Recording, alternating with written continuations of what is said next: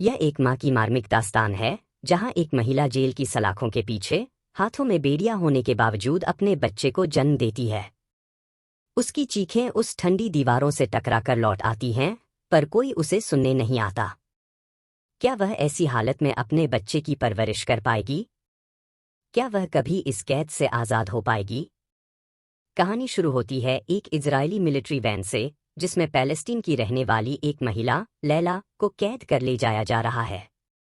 लैला एक school teacher है जो अपने पति के साथ मिलकर कनाडा जाने की तैयारी में थी, ताकि युद्धग्रस्त इलाके से निकलकर एक शांत जीवन जी सके। लेकिन किस्मत ने कुछ और ही तय किया था। एक दिन इजरायली सेना उसे कथित रूप से आतंकियों की मदद करने के आरोप में गिरफ्तार कर लेती है। उसे जेल के एक अंधेरे, बंद कमरे में डाल दिया जाता है, जहां न हवा आने की जगह है, न रोशनी और न कोई पंखा। वहां उसे हथकड़ियों से जकड़ दिया जाता है ताकि वह हिल भी न सके। घबराई हुई लैला को समझ नहीं आता कि उसके साथ क्या हो रहा है। तभी एक इजरायली अधिकारी उससे पूछताछ करता है, तुम किस आतंकी संगठन की सदस्य हो? लैला बार बार यही कहती है कि वह एक शिक्षिका है, उसका आतंकवाद से कोई लेना देना नहीं है। उसका काम किताबों से है, न कि हथियारों से। लेकिन अधिकारी उसकी बातों पर यकीन नहीं करता। जब वह खुद को निर्दोष साबित करने की बार बार कोशिश करती है, तो उसकी आंखों से आंसू बहने लगते हैं। मगर अधिकारी को इन सब का कोई असर नहीं होता और आरोप कबूल न करने पर वह उसे यातनाएं देना शुरू कर देता है। फिर भी लैला अपने सच पर अडिग रहती है। जब अधिकारी को उससे कुछ हासिल नहीं होता, तो वह हार मानकर चला जाता है। कुछ समय बाद एक महिला वहां आती है, जो लैला की जांच करने के बाद उसे जेल की कैदी वर्दी पहनाकर सामान्य बैरक में भेज देती है। जिस बैरक में लैला को रखा जाता है, वहां इजरायली महिला कैदी रहती हैं, जिनमें अधिकतर नशे की आदी हैं। लैला के लिए यह माहौल बेहद डरावना होता है। उसने कभी ऐसा जीवन नहीं देखा था, न लड़ाइयाँ, न हिंसा। इसलिए वह वहां खुद को पूरी तरह अजनबी महसूस करती है। वह डरते डरते रात गुजारती है। अगले दिन जेलर उसे अपने ऑफिस में बुलाकर कहती है, अगर तुम अपना अपराध स्वीकार कर लो तो मैं तुम्हारी सजा कम करवा सकती हूँ। लेकिन लैला निर्दोष थी, उसने कुछ किया ही नहीं था, तो कबूल क्या करती? जेलर उसके जवाब से नाराज होकर उसे बाहर निकाल देती है। उसी दिन लैला का पति फरीद उससे मिलने आता है। उसे देखते ही लैला की आंखें छलक उठती हैं। वह गिड़गिड़ाकर कहती है, मुझे यहां से निकालो। फरीद उसे दिलासा देता है कि वह जल्द कुछ करेगा। मगर वह अधिक देर रुक नहीं सकता और लैला फिर अकेली रह जाती है। अगले दिन बैरक में रहने वाली शलामीत नाम की महिला से लैला की बहस हो जाती है, जो हाथापाई तक पहुंचती है। वार्डन को बीच बचाव करना पड़ता है। इसके बाद लैला को काल कोठरी में डाल दिया जाता है। वहां की घुटन भरी हवा में लैला को चक्कर आने लगते हैं। उसकी तबीयत इतनी बिगड़ जाती है कि उसे अस्पताल ले जाया जाता है, जहां डॉक्टर जांच के बाद बताता है वह गर्भवती है।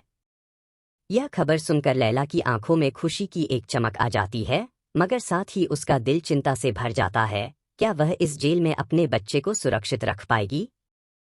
जेलर उसकी हालत देखते हुए उसे दूसरे बैरक में भेज देती है, जहां अधिकतर कैदियां फिलिस्तीनी होती हैं। यहाँ का माहौल कुछ बेहतर होता है। उसे कुछ हमदर्द साथी मिलते हैं, जैसे इम अली, जमीला, फिदा और सना, जो थोड़ी रहस्यमय और सतर्क स्वभाव की होती है।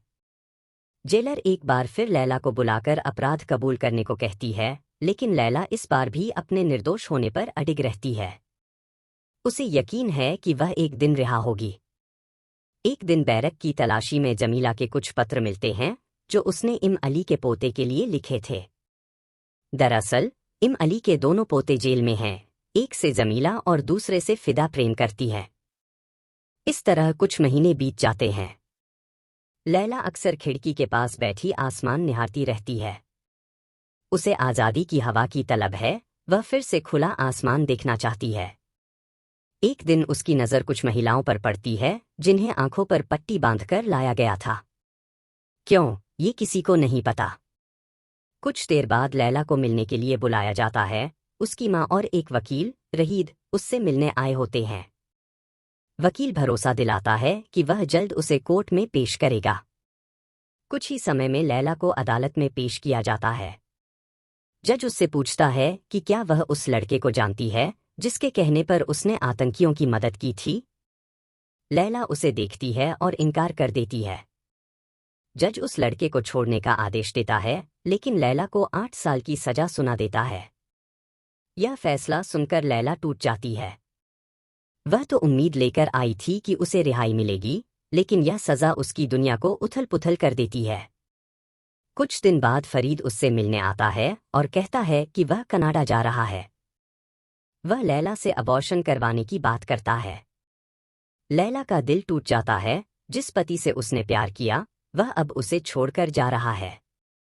तनाव, धोखा और अकेलेपन के बावजूद लैला जीने का फैसला करती है, अपने बच्चे के लिए।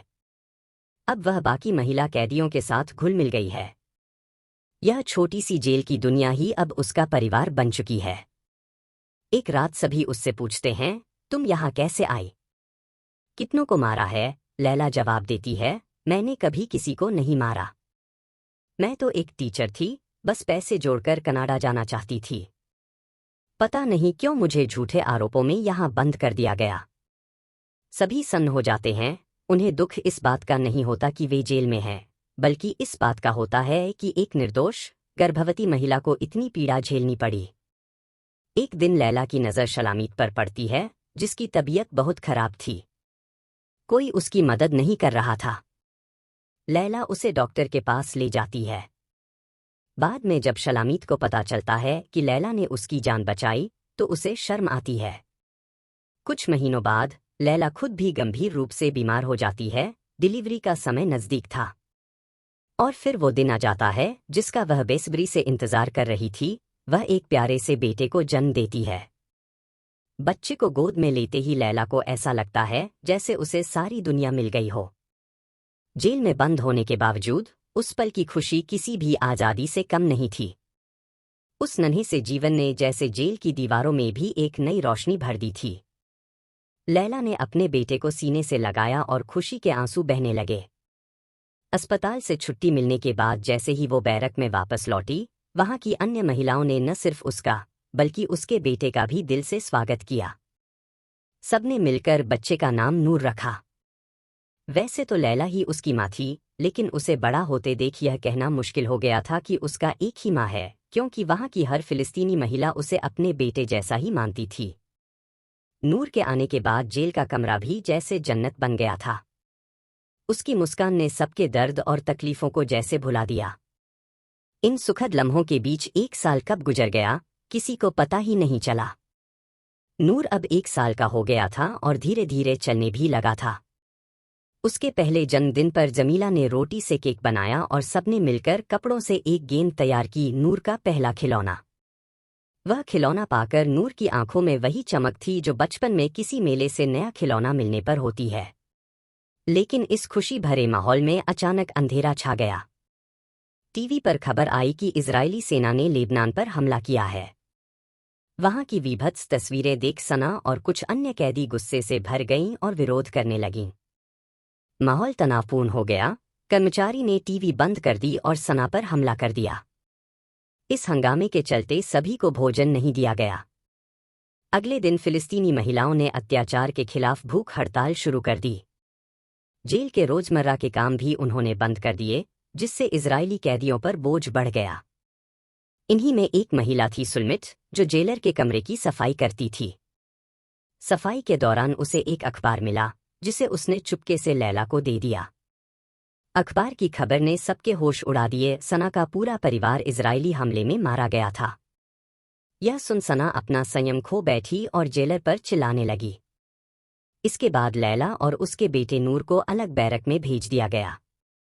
नूर अब भूख से बिलख रहा था, लेकिन लैला ने उसके लिए लाया गया खाना भी ठुकरा दिया, क्योंकि वह भूख हड़ताल में अपने साथियों के साथ थी।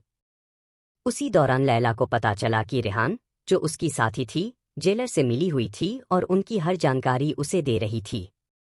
कुछ दिन बाद लैला का पति फरीद अपने बेटे से मिलने आया, लेकिन लैला ने उसे माफ नहीं किया और मिलना ठुकरा दिया। जेलर ने हड़ताल तोड़ने के लिए लैला से नूर को अलग कर दिया, लेकिन यह चाल भी कामयाब नहीं हुई। लैला ने साथी कैदियों को रेहान की सच्चाई बताई, जिससे गुस्साई जमीला ने रेहान पर हमला कर दिया। तभी गोली चली और जमीला की मौत हो गई। इस घटना ने आंदोलन को और तीव्र कर दिया। अब पुरुष कैदी भी इसमें शामिल हो गए। जेल के कोने कोने में नारे गूंजने लगे। हालात इतने बिगड़ गए कि सेना को बुलाना पड़ा। महिलाओं पर आंसू गैस छोड़े गए, जिससे कई बेहोश हो गईं और आंदोलन थम गया। इस अत्याचार की खबर जैसे ही लैला के वकील राहिल तक पहुंची, उसने कोर्ट में याचिका दायर की। नतीजा ये हुआ कि सरकार ने सभी पुराने कैदियों को रिहा करने का आदेश दे दिया और जेलर को सजा सुनाई गई। लैला को हालांकि अभी जेल में ही रहना पड़ा क्योंकि वह पुराने कैदियों में शामिल नहीं थी, लेकिन वह खुश थी कि उसके बेटे को अब कई माताएं मिल चुकी हैं जो उसका ख्याल रखेंगी। उसने बाकी की सजा जेल में ही पढ़ाने और सिखाने में बिताई। आखिरकार 8 साल बाद वह दिन भी आ गया जब लैला जेल से रिहा हुई। बाहर आते ही उसने अपने बेटे नूर को देखा। अब वह बड़ा हो चुका था और दौड़कर अपनी मां से लिपट गया। मां बेटे के इस पुनर्मिलन के साथ यह कहानी समाप्त होती है, एक सच्ची घटना से प्रेरित कहानी जो हमें सिखाती है कि एक मां की ममता और एक महिला की हिम्मत किसी भी दीवार या जंजीर से कहीं ज्यादा मजबूत होती है।